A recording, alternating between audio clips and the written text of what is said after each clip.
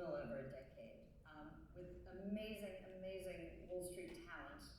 And I will introduce each of them briefly because we have so much to talk about. All I really want to say is each of them are managing directors who have been covering the beverage space and, in most cases, other consumer areas for decades.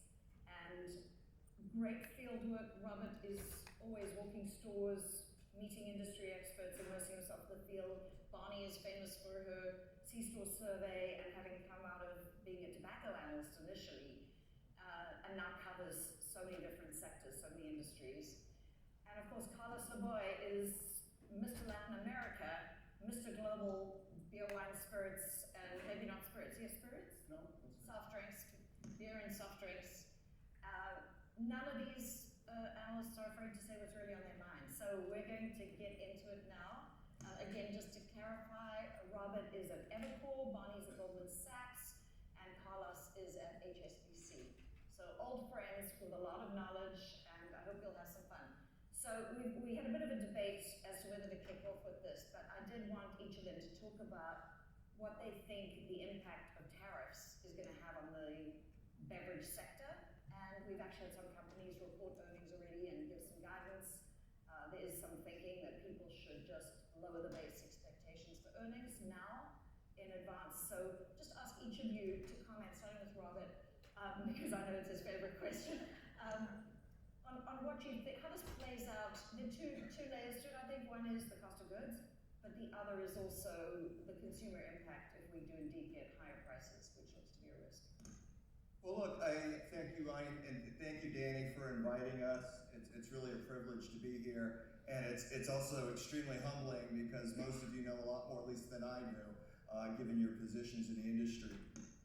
Look, I think the consumer in general, and this is indirectly, there's just a tremendous amount of whiplash, and it can't be helping general consumer confidence. The sort of, tweet whiplash that goes on day after day. So that's kind of a starting point. I think in some areas, you have seen retailers, distributors increase, build inventories ahead of tariffs, so they've wanted to be prepared. But, that's what actually flows through the income statement. In terms of earnings, companies are extremely reluctant to say specifically where they source things from because it's competitively sensitive. The one company that's given the most information so far, I think, has been the Boston Beer Company. They've talked about potentially a 10% hit to EPS, and they've cited packaging-related materials, presentation materials, displays that are made in China. But that's also probably a worst case scenario looking at the super high tariffs as they were in China, which again seems to be changing every day, and then assuming that they can't change things around. But in general, for the most part, companies are taking, I think, a conservative approach, trying to get the bad news out right away, because the last thing anybody wants to do as a company is repeatedly, cut numbers. They'd rather be conservative up front, give the worst case scenario, and then, beat things at the end of the day. But I think bottom line, in most cases, it looks reasonably manageable. And, I think most of these companies have bigger problems to deal with. And actually a lot of the stocks have outperformed this year. So big picture, from a stock market perspective, it looks okay. That's great. We'll come back to the bigger problems. Yeah. Bonnie, any thoughts on? Yeah, I'd echo a lot of what Robert said, and a lot of our beverage companies have reported earnings already, so we've had some updates. Both, we've had Coca-Cola, Pepsi, Dr. Pepper, as Robert mentioned, Boston Beer, and a lot of these companies have, at least at a high level, kind of touched on the tariff situation. I think it's interesting, some maybe are sharing more than others, little reluctance to share too much. We saw Coke actually lower their guidance on an underlying basis this year, just given some of the volatility, some of the uncertainty, and yes, some concerns over the tariff and the pressures that they're going to face. But on that basis, Coke was also able to maintain their dollar EPS growth, because what we've seen is the dollar weaken, and that's certainly helped a lot of the big, multinational companies. So I think a lot of these companies are going to be able to navigate through this. I also get a sense that not many of the companies are implementing too much by way of changing their business. They've, at a high level, talked about mitigation efforts. Pricing has come up a little bit, but again, some reluctance in terms of, talking about how much they might try and pass on to the consumer. Aluminum, tariffs on aluminum has come up, as a pressure point. We've seen aluminum prices go up, so as Carolyn mentioned, COGS, that's an impact depending on if the company's hedged, such not. So I think ultimately you've got these beverage companies that we all cover that are contending and dealing with this, trying to figure out this uncertainty. But then, as Robert mentioned, you've got the consumer, and is there changed behavior? As you think about the tariff situation on aluminum, if pricing moves higher on some of those packaging, you've got other package opportunities within beverages. So the consumer might ultimately choose where they pivot, other than just the companies kind of, suggesting they do that way. So it'll be interesting to see how this plays out throughout the year, and depending on what sticks. But needless to say, I think broadly manageable, probably more so for some than others. When you talk about packaging, just to clarify, so they might go to more plastics or more. That could be an output. If you think about if pricing goes up or needs to go up on some of the aluminum packaging, given the costs, you could foresee a situation where a consumer then might pivot to a different package type. So again, these companies are incredibly sophisticated. That's part of the mitigation efforts, where they may lean into certain packaging type revenue growth management to help mitigate some of these efforts. Yeah. Alice, do you want to add anything? Yeah, just to pick up on that theme, I think our multinational companies have become much better at price pack segmentation strategies across the world. So when you look at the impact that this is also having out on the rest of the world, the ability to stay within a brand and within a category simply by trading up and down a little bit on the package ladder is really helpful. So I think that's one of the particularly defensive features probably of the Coke system. I'll come back to you, Carlos, but Bonnie, could you tell us, just because I think we've talked about the risk that the consumer may pull in their spending a little bit. You've recently done a survey.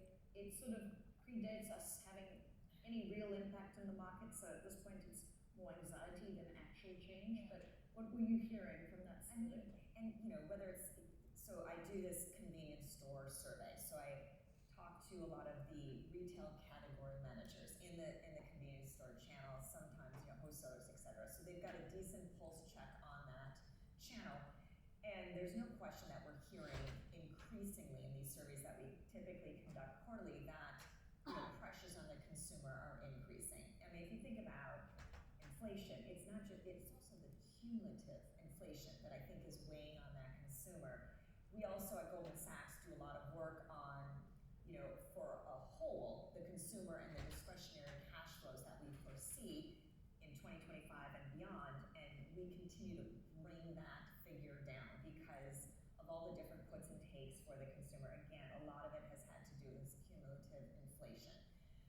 So because of that, discretionary spend, is being negatively impacted. So from the retailer's perspective, they've been much more cautious on their outlook this year on this particular channel. And sort of the bummer is, heading into this year, if I go back, November, I was much more optimistic that we would see a recovery of the convenience store channel. Because for perspective, when you look at all items sold in a convenience store inside the store, last year it was negative growth. That's the first time it's been negative for more than 20 years. This channel has typically been pretty resilient. Obviously, there's a lot going on. Retail lines are blurring. Consumers are choosing to go to other locations for their products, etc. But therefore, I thought we would see a recovery. It doesn't appear that way so far. And the outlook on traffic is almost basically flat, down from probably low single digits just 3 months ago. So again, much more subdued growth outlook. Beverages still expect growth in the convenience store channel, but just a little bit more modest. The encouraging thing is that a lot of these retailers are still adding space in total. total to beverages, maybe 1%. Certain companies are going to benefit more, you know, in categories, right? So the energy drink category is certainly taking space. Certain companies are called out a little bit in beer. And so that informs, to me, that they're still quite optimistic on beverage sales, et cetera, going forward. And actually, the energy drink category has been quite strong and actually has improved more recently. And the outlook is still, I would say, high single-digit growth expectation for this year. In convenience stores. In convenience stores. So net And also lower gas prices if they are sustained. See, that's, you would think, Yes. you would have seen a little bit more of that conversion inside the store. It should help, and historically it has, but I think it's one other, you know, it's certainly a positive that gas prices are low, but I do think there's just this cumulative impact on the consumer right now. They may be choosing to shop elsewhere. Well, Carlos, I'd love to ask you to talk a little bit about the different performances from some of the big multinationals. And I know that you've talked a little bit about the Coke system versus the Pepsi system. If you want to just get into that for our audience. Yeah, I think one of the things that always happens when we get these macro crises and these global crises is that a lot of the companies that had subpar strategy get exposed a lot harder very fast. Right? And I think that's part of what we're seeing with PepsiCo too. Right? We made the case, and everyone here's made the case that the GLP-1 is affecting Frito-Lay, and that PBNA had been weak for a very long time. But I've never seen Coke and Pepsi, particularly on the beverage side, be more different than they are right now. And looking at them for 35 years, I think that Pepsi has really become a logistics platform, period. And the Coke system has become a consumer-centric, data-rich, digitally enabled brand and market development concept for the purpose of accelerated revenue growth and higher returns on capital. It's a completely different focus. And I was thinking about this the other day. I said, well, how could they have developed so differently, right? And it seems to me that we all cover companies, particularly, you know, those of you who cover household and food. When you have a company that has a brand business and a distribution business together, eventually one of the two cultures wins out. Either the culture of chasing pennies or the long-term brand culture and brand thinking. And I think that at PepsiCo, it's been the snack, efficiency-minded, logistics-minded people who win. Right? And Coke knew that they were going to lose this one. And so refranchising, and now finally being close to the end of refranchising, you know, makes a big difference. Right? I mean, I think you guys might both remember an investor who once asked on a Coke call about the Bottler Investment Group, is this Bottler Investment Group a hospital or a hospice? And it didn't look very good back then for Coke. But I think if you fast forward now with the benefit of hindsight, I think that of the two competitors, the one who's become closer to impairing the long-term viability of their brands is Pepsi. It's not Coke. I think on the Coke side, I think that getting both the brand development and the market development right has been a huge win for them.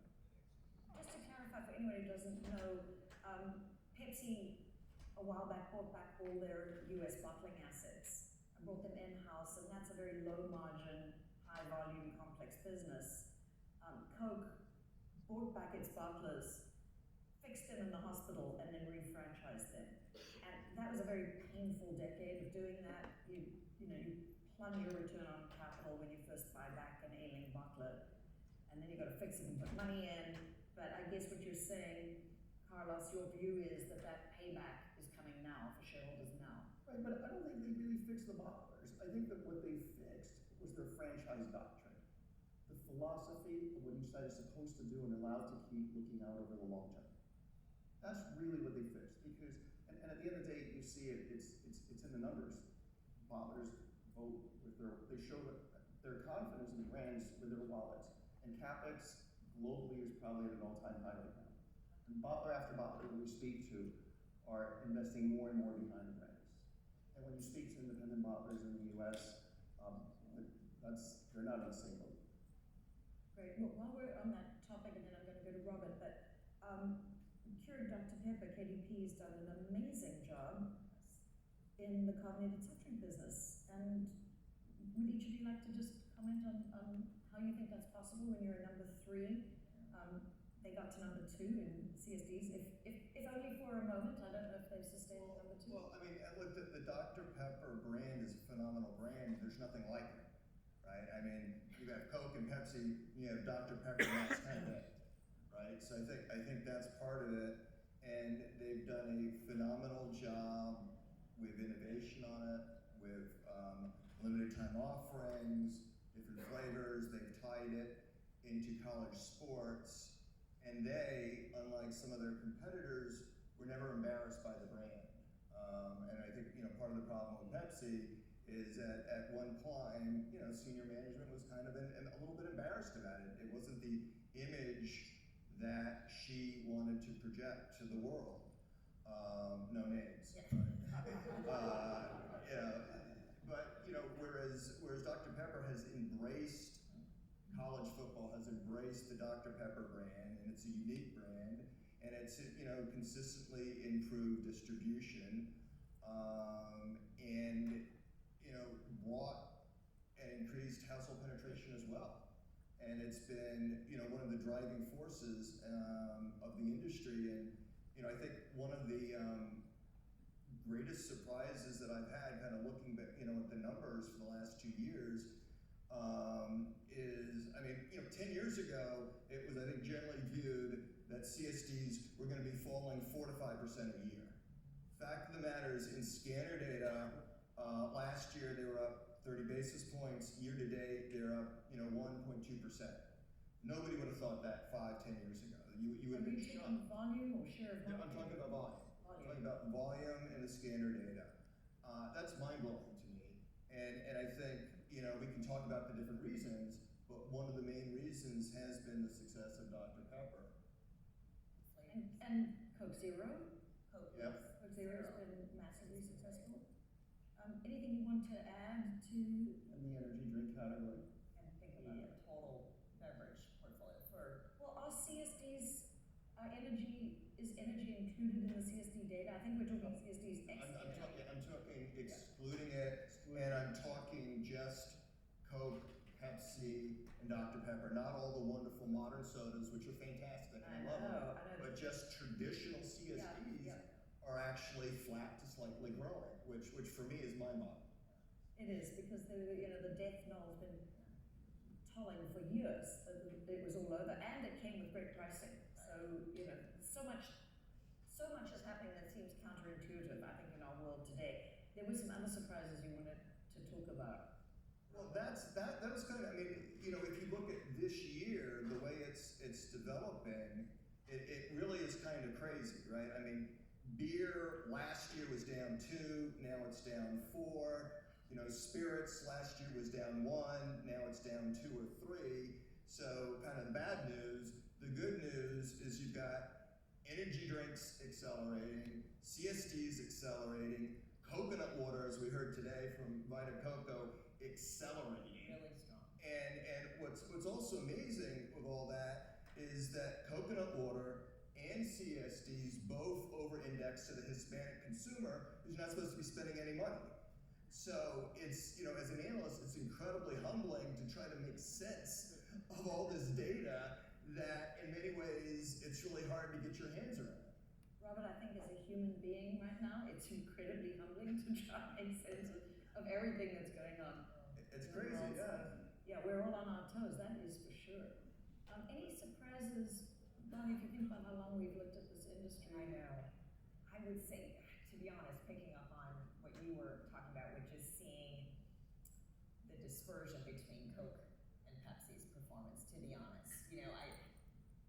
That has widened the gap in terms of performance, and it's so much of what you touched on, just in terms of Coke's execution globally, really how they've set up their business and, the structure they have with their partners and the incident-based pricing. I just feel like they're working better with the bottlers. And then I think about the innovation differences. It just feels like that has increased the spread. So that's It's probably interesting, having got more into the group of founders and entrepreneurs, you always want to look for belief, like this maniacal belief in what you're doing in the brand. And I think Coke has never lost its maniacal belief that there's always one more consumer for a Coke, and it's just a matter of getting it within arm's reach. And as you said, for a while, Pepsi faltered on that, and I don't know if there's been a full buy-in yet to which brands to focus on, and they've always had Frito-Lay doing the most remarkable job of delivering.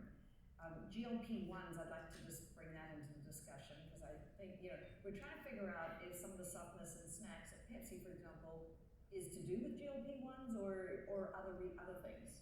I think it's Any thoughts? Yeah, I mean, I think to some extent, yes, it's hard to quantify. I do believe there's some impact, but I think importantly, it's the overarching health and wellness trend that has increased. Whether or not, put GLP-1s over here, you really are seeing the consumers almost each year increasingly lean in on health and wellness. And I mean, look, how long have we been doing this? 30 plus years. I've been talking about health and wellness trend, but it just seems to be increasing in that younger generation in terms of how they shop, clean ingredients, the labels matter, everything is in low calorie, etc. And so I think that's also informing.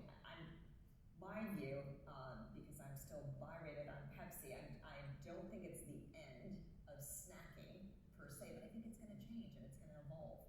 And that's where some of these companies are going to have to lean in and pivot with their strategies, lean into better for you products, healthier ingredients, packaging, etc. Whether it's in salty snacks or, quite frankly, it certainly applies to beverages as well. Because you're seeing some of the success, as you called out, within CSDs. I assume that included zero. I think that's where a lot of the growth is probably coming from. We've heard, for 2 days, people want to find more ways to consume more protein, right? We heard that over and over again. How many people have heard anybody say they want to consume more carbohydrates? Right? I mean, it just, I don't know. I mean, I haven't. But I know I should. So it's, where you're playing is incredibly important. I don't think people have stopped snacking, but they're looking for snacks that, have a different profile. And so unfortunately, they are in a very heavy carb profile snack business. And that's going to be very tough to dig out of. Yeah. Did you want to add anything to that, Carlos? No, the only thing I would add would be that, we all remember, some of us here might remember, actually, I should say, from, 1998 to 2005, Coke shares fell, about 60, 70%. And the market was up probably about 70%. And my point is that when you have a management team that can't figure it out, that it's making the wrong decisions, this can go on for a long time. And then we went to that, flatlining at $2 per share for how long? Oh, great. It lasted several years too. So not only does it last a long time, sometimes you have to turn over management a couple times, 3 times, before they get it right. And by then, it might be too late, because when the other side is getting it right, and you're getting it wrong for that long, it can be trouble. I just think that when you start integrating to the degree that Pepsi's integrating snacks and soft drinks, in warehousing and merchandising and sales and delivery, there comes a point where you cannot unscramble that egg. That's been fully scrambled. And these are very different categories. These are very different mentalities and ways of thinking. Can you just back up to explain that in the past those two businesses really have been very separately run? They often used to talk about the power of one, but it never really came together. Even in marketing, it was limited. But now there's a whole new restructure underway. It went from trying to use the benefit of the two commercially to gain more shelf space in large box retailers, right? And it did work to some degree for them, right? But this is a completely different integration. And it almost feels that they've taken so much cost out of the beverage business, and they tightened it so hard in terms of cost and efficiency already, that now they have to put it together with snacks, especially at a time that the snack business is weak. And, but you know what? I don't see Nelson Peltz coming back in here again once they scramble that egg. I don't see anyone coming in to save them to reverse this thing. So it's almost like they are making the business, proof from getting repaired.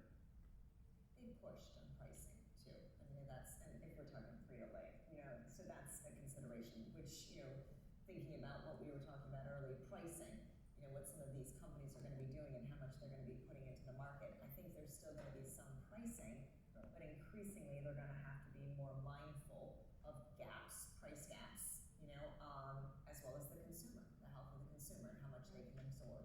Because private label, it's never played a big role in beverages or snacks, but I guess, sorry, some potato chips and things, it absolutely has. But things can change, like revenue growth management. Caroline, I was listening to Ramon talk the other day on the earnings call. So I've never in my CEO whole life, of Pepsi. CEO of Pepsi, I've never in my whole life, in 30 years of listening to Pepsi Coke bottlers speak in Latin America, talk about, yeah, we discovered that maybe we need a little more affordability and merchandising needs to be a little bit different. I'm sorry. Price pack segmentation needs to be different, he said. So it's really, unit prices and the collapse of your volumes and the challenges that you're facing to figure out that you need to do price pack segmentation that's more effective and affordability. And you don't wait for the client, for the consumer to get there and for your business to be weak to do this. You set up a price pack ladder and a segmentation ladder that allows you to always stay viable because you don't know where the shops are going to come from, how they're going to come, how different consumers are going to be impacted differently all of the time, right? So it just tells you how intense their pursuit has been of simplifying the business. It's like the finance people tell the industrial engineers what they're not allowed to do, what they need to do to simplify the business, and the industrial engineers then tell the marketers what they're not allowed to do, and the marketers tell the salespeople, go push this. And so where's the consumer centricity in that? Got it. Just in the interest of trying to be totally fair and balanced, Yes. and we are neutral on Pepsi. The international business is still 40% of the company, and it's doing quite well. It does have a very strong balance sheet. I do consider all the concerns everybody's been talking about, but they just bought Poppy, super interesting and promising brand. And CL6. So I don't want to say it's a lost cause, but it's certainly one where there are significant challenges. But again, the international snacks business is a phenomenally strong business, and they've been doing quite well in international beverages. So Yeah, yes. I would add to that, I'm not a panelist, but I've got opinions. That you can't count out these big consumer companies, because I remember being very, very, very worried about Procter & Gamble, but when you're throwing off the kind of cash flows that a Pepsi, Coke, or Procter throws off, there's a lot you can do to pivot your business. It might take a few years, and Pepsi's made a couple of great acquisitions, and they will change. So I never count out these great branded companies that have been around for decades and decades. It's interesting, and there are always people who do want their sugared colas. It's still a massive market. Regular beer is still a massive market. So I think certainly living in LA, you can think that everybody wants smoothies from Erewhon for $24, but it is not true. It's not reality. And Caroline, the other thing too is that there are pockets of the Pepsi world that are super successful.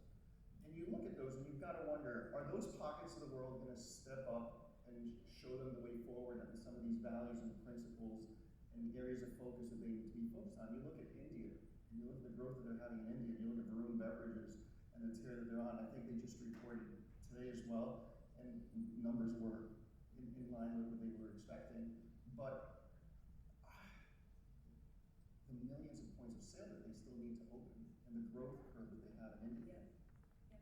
So I want to move on to RFK has some strong views. Food stamps may not be usable for certain products. Just any quick thoughts from each of you on how this might play out and affect the beverage world? Well, I'm not a a lawyer or a government person, so it's hard to understand the politics here. We have had some expert calls with people who have been involved with implementing SNAP, and they say that it's kind of any changes, because there's all this coding, are extremely expensive and cumbersome, really tough to do. And then who decides what's healthy and what's not healthy? Who decides, whether the sugar in orange juice is worse than the sugar in something, or better than the sugar in something else? And what about the kids', birthday cakes? And so many other things, and maybe 70–80% of food is processed, and then you have areas of the country that are pretty red, rural areas, where it's all processed food, and you don't have the Erewhons, right down the street in rural Oklahoma, right, or Alabama. So I think it's an incredibly complicated area. My best guess right now, using numerator data, it's kind of like 5, 6, 7% or so of the expenditures in CSDs. Energy snacks is SNAP money, but people will take from one pocket and go to another. So as of right now, it's not something that we're real freaked out about, and we're not changing any numbers on it right now. I completely agree. Yeah, the figures that I had as well. In terms of the impact and. Makes me feel better. Yeah, I'm like, good to hear, Robert. We're on the same page, but yeah, and also here talking with some of the companies in terms of how exposed they are. They'll volunteer a little bit of similar figures, and to Robert's point, a couple like enforcement of this is also, I think, going to be challenging, and then consumers will still likely want these products and just use other sources. I think that's so a very good point. Yes. Even though it comes up. Yes. So now, as you're asking us these things and we're thinking about these topics, they're all kind of negative. They're all sort of headwinds, right? Like I don't have as many great tailwinds, to be honest, right now, which is also a little bit discouraging. But despite that, what we're seeing so far from the prints, from the companies that are reporting, broad resilience.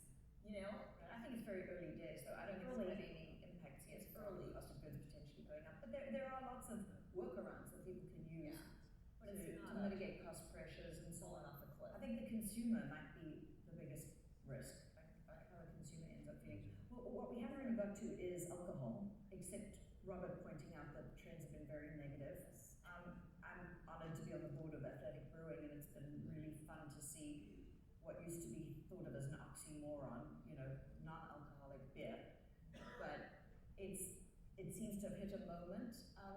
Any thoughts on how the beer industry plays out? Constellation, lots of people worried about the Mexican consumer or the imports from Mexico and so on. Any thoughts on the beer stocks and companies? So look, let me just start on the non-alcohol side. I mean, one of my big takeaways from coming here, which is fantastic, is when you've got Lewis Hamilton, right, pushing non-alcoholic spirits, and you got Tom Holland pushing with a great, non-alcoholic beer.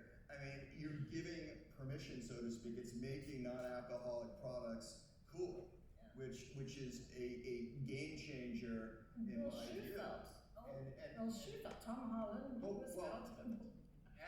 Absolutely. And I love Bill, but he's not driving the Formula One races. All due respect to Bill, he's industry pioneer. But the idea, right, of a Lewis Hamilton, right? I mean, there's nothing much more macho than doing Formula One. I was joking. Right. I mean, so yeah, and obviously Bill did a great job. So you have that permissibility. When I go out to dinner with people, it's like, people have that now in their refrigerator for the person, who, maybe doesn't want the beer and going to parties. I wouldn't have a party without some, any alternatives. So I think that area has huge growth potential. I think tangential to that is actually hop water, which is, kind of a beverage that I have a lot of. And for me, it's kind of a little bit of a beer replacement. For my wife, it's a little bit of a water replacement. But, you touch on beer with the hoppiness, but you get 0 calories, 0 carbs. I think it's a fantastic product. Going over to the beer and spirit side, when we look at the data, which is daunting, Again, and just to repeat, you know, if you take cocktails out, and you know, the ready-to-drink cocktails are accelerating. Last year they were up like 20%, this year up there 24. If you take that out, you're talking about core spirits last year down like 2%, down 4%, beer down 2, down 4 also. In theory, you could explain that by the Hispanic population, and the Hispanic, particularly the undocumented, significantly over-index to beer as well as tequila and vodka. And if you're talking 25, 30% of the population in general, and they cut back consumption 5, 8, 9%, you almost have an entire gap. I'm not sure that's the answer, but you know, you could explain it that way. And I think part of the problem is there's so many different drivers here. But I think obviously looking at Constellation's numbers, you can't escape the fact that the Hispanic impact is very, very material. Right, you got, I mean, think about the other, again, headwinds on beer, whether it's THC, the overarching health and wellness trend, the younger generation not consuming alcohol as much as the generation before them, although I think about my own children, I'm not sure what happened. Legal age parents, but over 21. So yeah, there's a number of headwinds facing a lot of these categories right now. Yeah, so I think that's also weighing in addition to what kind of Robert highlighted. Volumetrically, beer is negative, but We're dollars. so close to out of time. Emily picked up a little bit. Any thoughts on whether the M&A landscape is going to stay active in the next year or so? And which categories do you think are the most interesting? I think it will, maybe not large scale, but I think still cherry picking. I mean, Pepsi, we just mentioned, just did Poppy, you know, we've had KDP Ghost.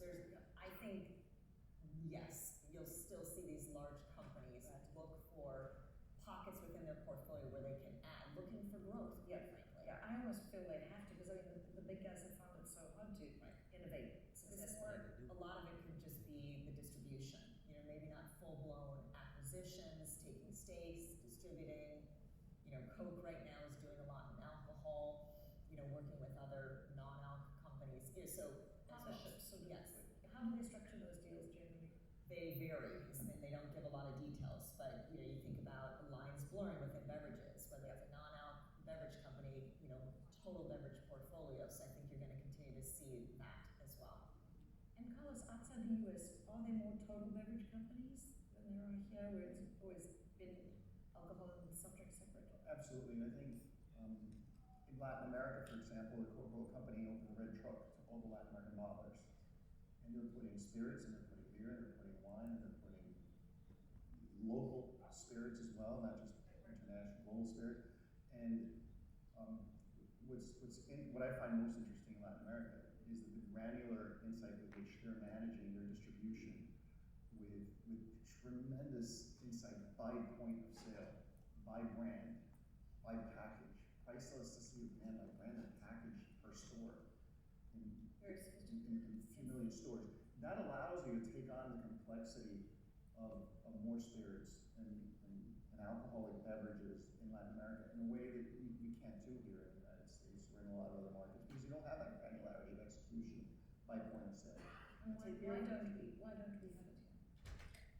Well, we don't have it, I think, because in part you've got a fragmented beer industry that doesn't trust large beer companies, right? And so that makes it a lot hard to create an integrated brand and market development concept that's digitally enabled. It slows down that process, but it's coming. And I think it's good news for the spirits companies. I'm sorry, we're running out of time. I want to ask you each favorite stock. What should investors buy?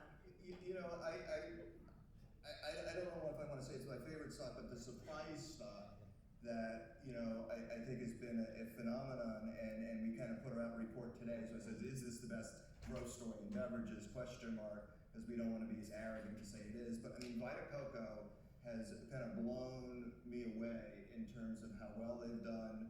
I I think it's surprised everybody the vibrancy of the coconut water market. I mean, you've got a business growing 15-20% just in the U.S. It's growing in England. They're going into Germany, and they report today. I talked to management, and one of the things that I think is interesting, and it ties into some themes that we talked about earlier today here in different panels, is they've created new occasions and uses for coconut water in which I think they're estimating 20, 30, 40% of the purchases are used for smoothies and people creating their own drinks. Buying the product, the coconut water, and then creating their own products. So that story, maybe it's the best growth story out there in beverages today. Very interesting story. Bonnie. I also like Vita Coco and recommending the stock, but I would highlight probably Monster within energy drinks. Just thinking about that category, much larger. Certainly you've got faster growth, but still darn good growth within the energy drink category. Again, blurring of the lines. And also the global opportunity that Monster still has, especially with Coke continuing to distribute that for the most part. And I look at the innovation pipeline, I think has stepped up from Monster. They've taken some pricing late last year that broadly seems to be sticking. So I still see an acceleration of their top line growth.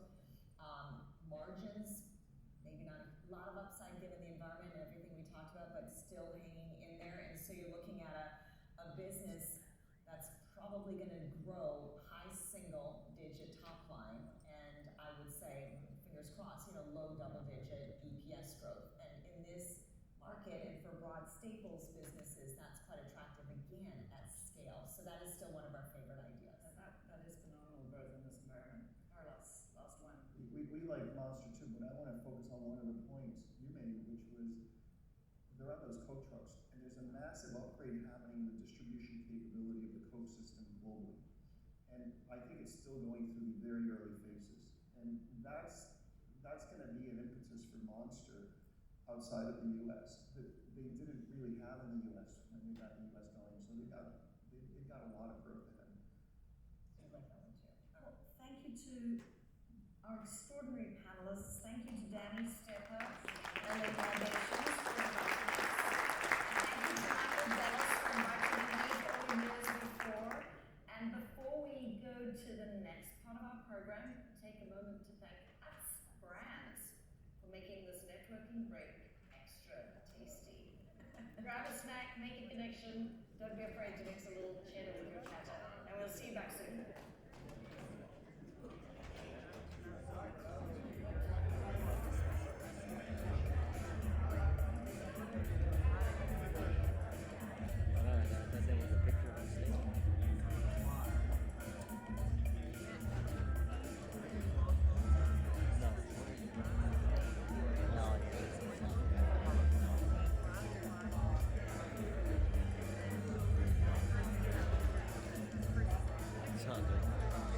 Not good.